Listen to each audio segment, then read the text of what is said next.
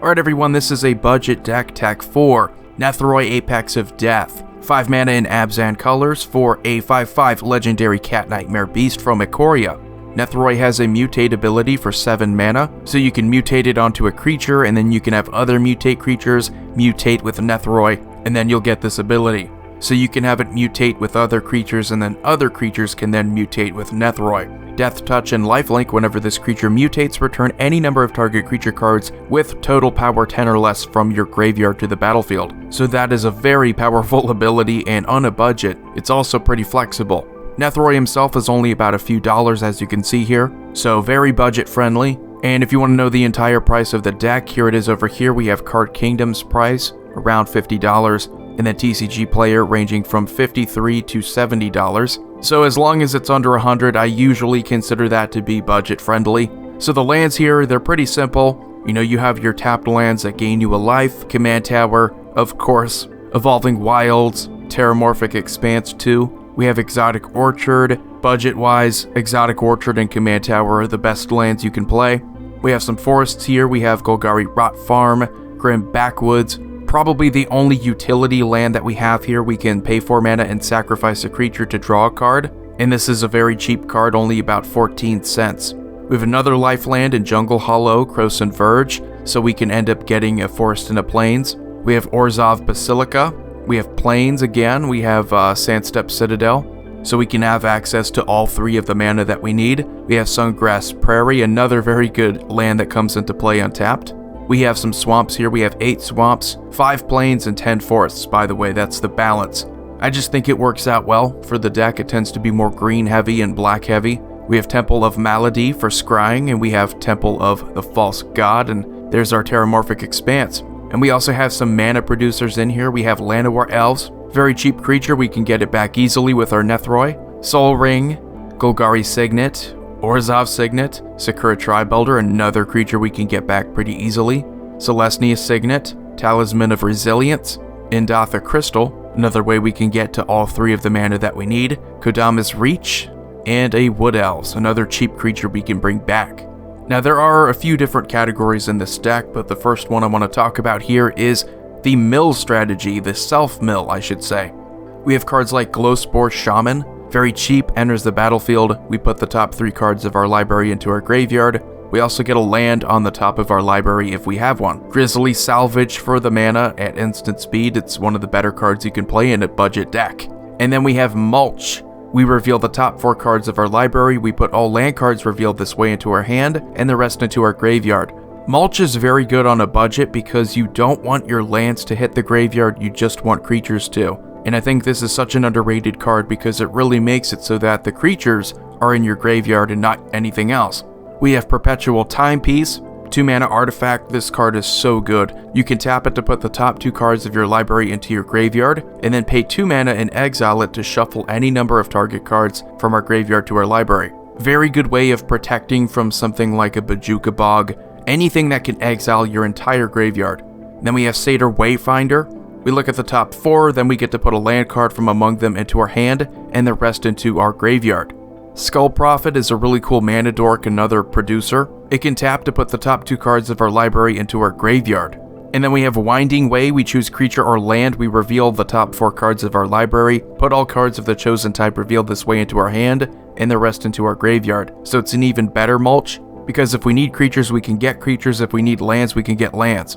And then we have Death's Oasis. This is a very good enchantment. Whenever a non-token creature we control dies, we put the top 2 cards of our library into our graveyard. Then we return a creature card with lesser converted mana cost than the creature that died from our graveyard to our hand. And then we can pay 1 mana to sacrifice it, and we gain life equal to the greatest converted mana cost among creatures we control. So it rewards us if we have any way of easily killing off our creatures if they get killed off. We get more mill, we get to fill our graveyard with more creatures, while also getting back a creature from our graveyard to our hand. And then we have a Nyx Weaver. At the beginning of our upkeep, we put the top 2 cards of our library into our graveyard. Also a very underrated card because we can pay 3 mana and exile it to return any card from our graveyard to our hand. I mean, that ability is just so good.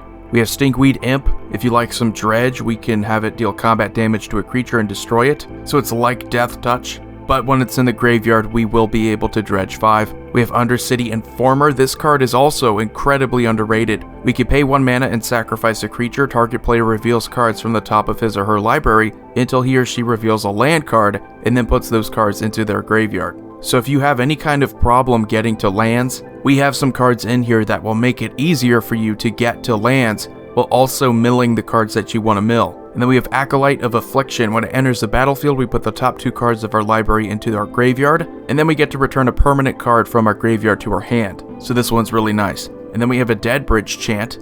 When it enters the battlefield, we put the top 10 cards of our library into our graveyard, and at the beginning of our upkeep, we choose a card at random in our graveyard. If it's a creature card, we put it onto the battlefield, otherwise we put it into our hand.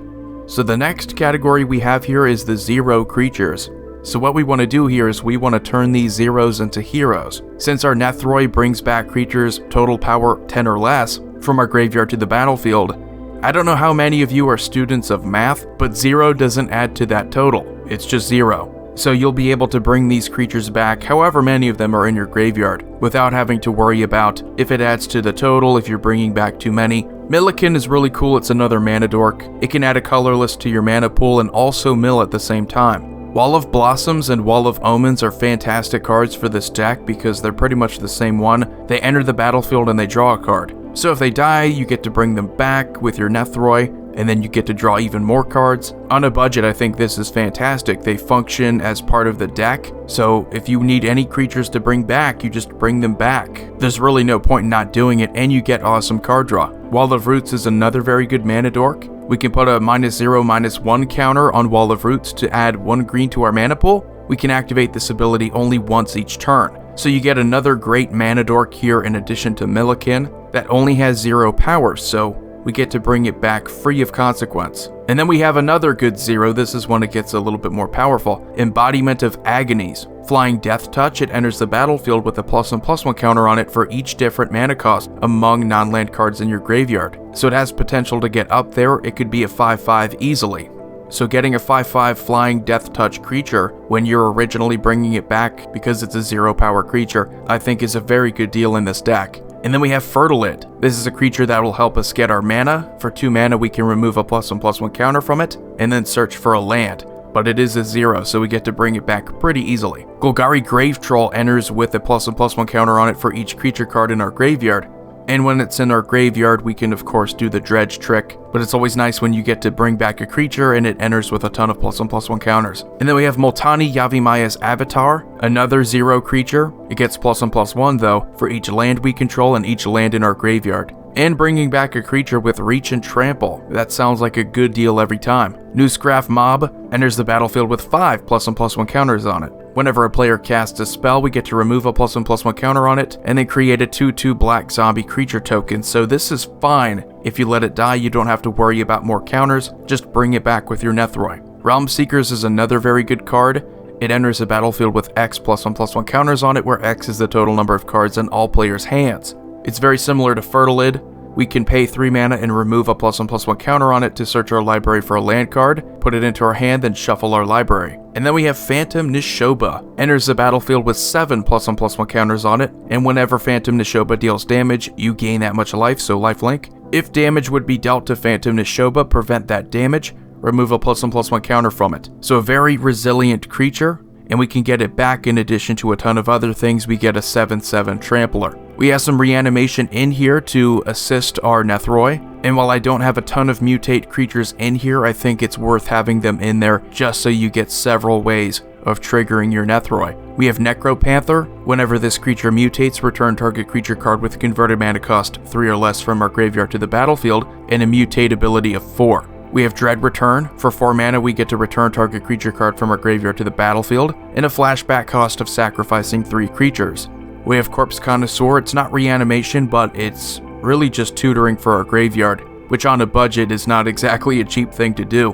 When it enters, we get to search our library for a creature card and put that card into our graveyard, and it has an Unearth ability of 4 mana, so we can do this twice.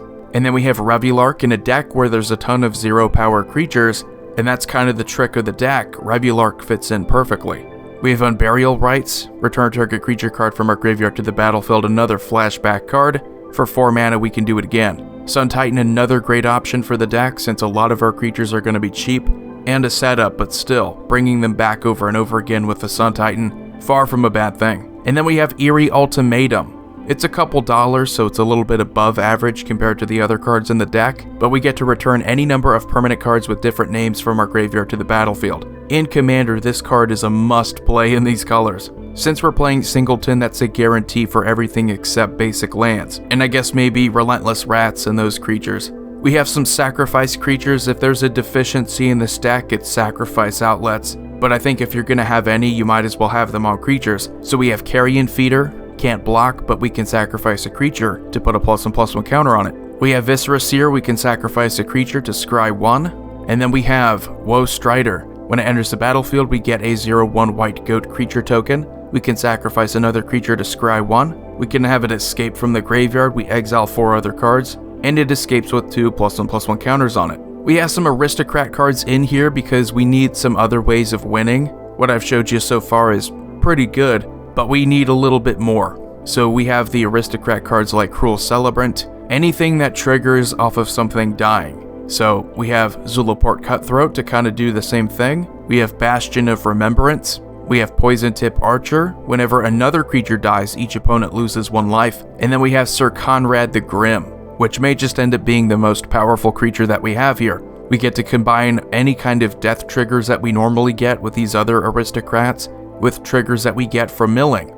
We have some cards in here for drawing purposes, which I think is also very good. We have Grim Haruspex. We can already draw a bunch of cards, but I think if you can throw this out there, whenever another non-token creature you control dies, you get to draw a card. I think that's pretty respectable. We have Midnight Reaper to kind of do the same thing, but it deals 1 damage to you when you draw a card. Then we have a Painful Truths. For 3 mana of different colors, you get to draw 3 cards and lose 3 life, which I think for the mana is a very good deal. And then we have a Zoni Thousand-Eyed. Since we're playing a mill deck, this also benefits us by giving us a ton of token fodder. So she'll enter and create a 1/1 black and green insect creature token for each creature card in her graveyard. But why I really like her is because you can pay 2 mana and sacrifice another creature to gain a life and draw a card. And the last part of the deck is removal. We have Despark. I don't want to play too many non-creature removal cards, so we want to limit our instants and sorceries just so that when we mill, we actually have things that we can bring back pretty easily. But we have really good exiling removal here. We have Mythos of Nethroi. We can destroy target non-land permanent if it's a creature, or if green and white was spent to cast a spell. So we have the benefit of playing all 3 of those colors there. And then we have Reclamation Sage, one of the best creatures that you can play for a budget, pretty much anything, any kind of budget deck. Enters the battlefield, destroy target artifact or enchantment. We have Death Sprout. We get to destroy target creature, search our library for a basic land card, put it onto the battlefield tapped. We have a Dirge Bat. If we do have Mutate in here, it's mostly going to be for removal purposes, but Dirge Bat is awesome, it's very cheap, has a mutate of 6, flash and flying too. Whenever this creature mutates, destroy target creature or planeswalker an opponent controls. We have Gemraiser, kind of the same idea, but for target artifacts and enchantments. Very cheap mutate ability of 3 mana. So we can put this right on our Nethroi, we can then mutate our Nethroi again. Very explosive, mutate is just a very explosive ability. And then we have Ravenous Chupacabra, enters the battlefield, we destroy target creature and opponent controls. Acidic Slime, destroy target artifact, enchantment, or land. And the last creature we have here is Sawtusk Demolisher from Commander 2020. Has a mutate ability of 4, and whenever this creature mutates, we destroy target non-creature permanent. Its controller creates a 3/3 green beast creature token, so it's basically a beast within. Overall, I think Nethroi makes a very powerful commander option in Abzan colors. In fact, you have just so much flexibility in bringing back creatures. Combine that with the mutate ability, it means that if you have other mutate creatures in your deck, you're capable of getting this trigger in different ways. But really what I wanted to focus on for this budget deck was turning those zeros into heroes, and the total power adding up to 10 is a lot more than what you would expect. So anyway, if you enjoyed the video, hit that subscribe button, the notification bell as well so you don't miss any future videos. Void here signing off, you all have a wonderful day.